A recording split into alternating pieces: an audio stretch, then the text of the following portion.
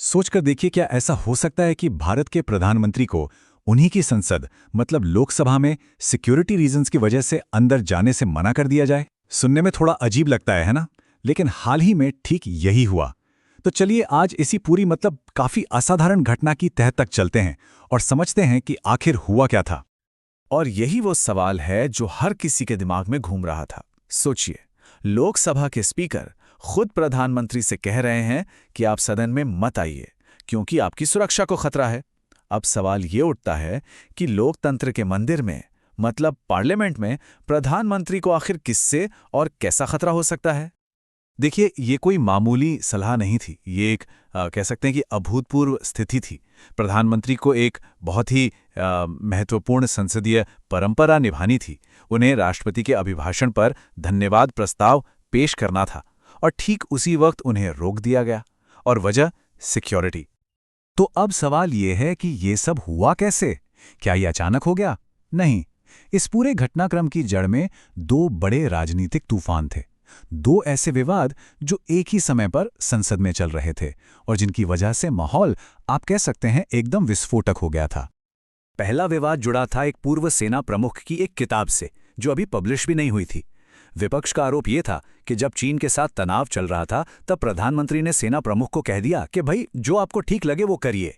विपक्ष ने कहा कि ये तो अपनी जिम्मेदारी से पल्ला झाड़ने जैसा हुआ। दूसरी तरफ सरकार का डिफेंस ये था कि अरे ये तो अच्छे लीडरशिप की निशानी है, ये दिखाता है कि प्रधानमंत्री को अपने सेना प्रमुख पर कितना अटूट विश्वास है।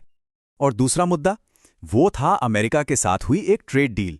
विपक्ष ने इसे एक सीक्रेट डील का नाम दिया और सीधा आरोप लगाया कि सरकार ने देश के हितों से समझौता कर लिया। उनका एक और बड़ा सवाल था कि इस डील के बारे में सबसे पहले अमेरिका ने क्यों बताया, भारत ने क्यों नहीं? तो सरकार का जवाब आया कि देखिए, टैरिफ अमेरिका ने लगाए थे, तो जब वो हटाए गए तो ये तो जाहिर सी बात है कि घोषणा भी वही पहले करेंगे। और उन्होंने जोर देकर कहा कि ये डील पूरी तरह से बराबरी की शर्तों पर हुई थी। तो अब हुआ ये कि इन दोनों विवादों ने मिलकर संसद के अंदर एक डेडलॉक बना दिया। मतलब ऐसी स्थिति आ गई थी जहां बहस तो हो ही नहीं रही थी, बस हंगामा हो रहा था। चारों तरफ शोर शराबा, सदन की कार्यवाही चलाना लगभग नामुमकिन सा हो गया था। अगर हम टाइमलाइन देखें तो पता चलता है कि हालात कितनी तेजी से बिगड़े। देखिए, 1 फरवरी को बजट पेश होता है, अगले ही दिन 2 फरवरी को विपक्ष ये दोनों मुद्दे उठा देता है। 3 फरवरी आते आते हंगामा और नारेबाजी इतने बढ़ जाते हैं कि सदन का कामकाज लगभग ठप पड़ जाता है। और फिर आता है 4 फरवरी का दिन, जब प्रधानमंत्री का भाषण ही नहीं हो सका। और हालात कितने गंभीर थे इसका अंदाजा इसी बात से लगाया जा सकता है कि सदन में व्यवस्था बनाने के लिए विपक्ष के 8, जी हां, 8 सांसदों को सस्पेंड तक करना पड़ा।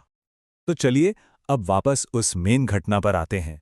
वो क्या खास परिस्थितियां थीं, वो कौन सा मोमेंट था जब लोकसभा स्पीकर को सीधे दखल देना पड़ा, वो भी प्रधानमंत्री की सुरक्षा के लिए। तो हुआ ये उस दिन कि जैसे ही प्रधानमंत्री के बोलने का समय आया, उससे ठीक पहले कुछ ऑपोजिशन के एमपीज प्रधानमंत्री की खाली सीट के चारों तरफ पोस्टर और बैनर लेकर जमा हो गए। अब पार्लियामेंट्री अफेयर्स मिनिस्टर ने ये सब देखा और उन्होंने बाहरी प्रधानमंत्री को बता दिया कि अंदर का माहौल ठीक नहीं है।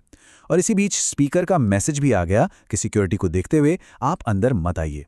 इसके बाद क्या हुआ? प्रधानमंत्री ने अपना प्लान बदला और लोकसभा की जगह राज्यसभा यानी अपर हाउस में अपनी बात रखी। और ये कोई सुनी सुनाई बात नहीं है, ये लोकसभा स्पीकर ओम बिड़ला का ऑफिशियल स्टेटमेंट है। उन्होंने बिल्कुल साफ साफ कहा कि ये फैसला इसलिए लिया गया ताकि किसी भी तरह की अप्रिय घटना को रोका जा सके और प्रधानमंत्री की सुरक्षा को यकीनी बनाया जा सके। अब सवाल उठता है कि ये अप्रिय घटना, इसका मतलब क्या था? तो देखिए, इसमें सांसदों के बीच कोई फिजिकल टकराव मतलब हाथापाई से लेकर स्याही फेंकना, कागज फेंकना, ऐसी बातें शामिल थी। और ऐसा पहले हो भी चुका है। याद कीजिए, 2004 में सदन के अंदर मिर्च पाउडर फेंकने जैसी एक बहुत ही गंभीर घटना हुई थी। तो बस इन्हीं आशंकाओं की वजह से ये चिंता थी कि कहीं कुछ ऐसा ना हो जाए जिससे प्रधानमंत्री की सुरक्षा पर भी आंच आए और संसद की गरिमा भी भंग हो। तो इस पूरी घटना के बाद हुआ क्या? दो बिल्कुल अलग अलग नैरेटिव्स, दो अलग अलग कहानियां सामने आईं। एक तरफ थी सरकार और स्पीकर की बात और दूसरी तरफ थी विपक्ष की अपनी कहानी।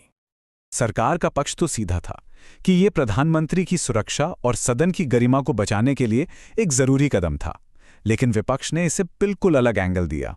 उन्होंने कहा कि ये सब एक स्ट्रैटेजी थी, उनका आरोप था कि प्रधानमंत्री उस किताब और ट्रेड डील पर उठ रहे मुश्किल सवालों का सामना ही नहीं करना चाहते थे, इसीलिए ये पूरा माहौल बनाया गया।